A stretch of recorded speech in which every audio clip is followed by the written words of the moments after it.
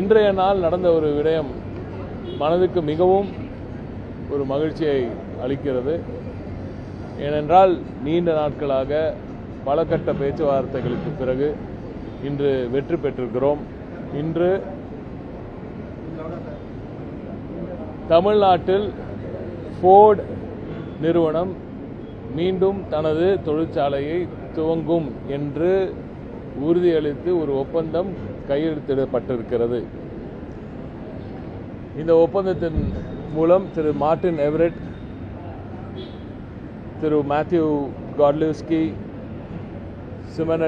திருமதி சிமனேட்டா உள்ளிட்ட பலரும் இங்கே நேரடியாக வந்திருந்து மாண்புமிகு திராவிட நாயகன், தமிழ்நாடு முதலமைச்சர், மாண்புமிகு தமிழ்நாடு துணை முதலமைச்சர் அவர்கள் உள்ளிட்ட அனைவர் நமது தொழில்துறை அரசு அதிகாரிகள் அனைவரும் கலந்து கொண்ட இந்த நிகழ்ச்சியில் இந்த ஒப்பந்தம் கையெழுத்திடப்பட்டது.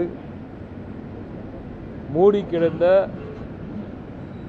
ஃபோர்டு நிறுவனம் தற்போது மீண்டும் திறக்கப்பட்டு சென்ற செப்டம்பர் மாதம் 2024ஆம் ஆண்டு மாண்புமிகு முதலமைச்சர் அவர்கள் அமெரிக்க பயணத்தில் சென்று துவக்கப்பட்ட இந்த பேச்சுவார்த்தைகள் இன்று இவ்வளவு நாட்கள், அதுவும் இப்பொழுது மிக முக்கியமான ஒரு விஷயம் என்னன்னா, இப்போ இருக்கிற ஜியோ பொலிட்டிக்கல் சிச்சுவேஷனை நீங்கள் எல்லாரும் புரிந்து கொள்ள வேண்டும்.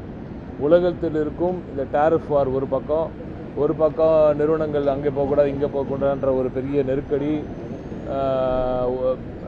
ஒவ்வொரு சில நாடுகளுக்கு இடையே நடக்கும் இந்த போர், இந்த டேரிஃப் வார் எல்லாம் இருக்கும் இந்த காலகட்டத்தில் தான் இப்பொழுது வெற்றிகரமாக ஃபோர்டு நிறுவனத்தை மீண்டும் தமிழகத்துக்குள் கொண்டு வந்திருக்கிறோம் என்பதை நீங்கள் மனதில் ஏந்தி ரொம்ப பொறுப்புணர்ச்சியோடு தயவு செய்து நீங்கள் ரிப்போர்ட் பண்ணும்போது ரொம்ப பொறுப்புணர்ச்சியோடு ரிப்போர்ட் பண்ணுங்கள்.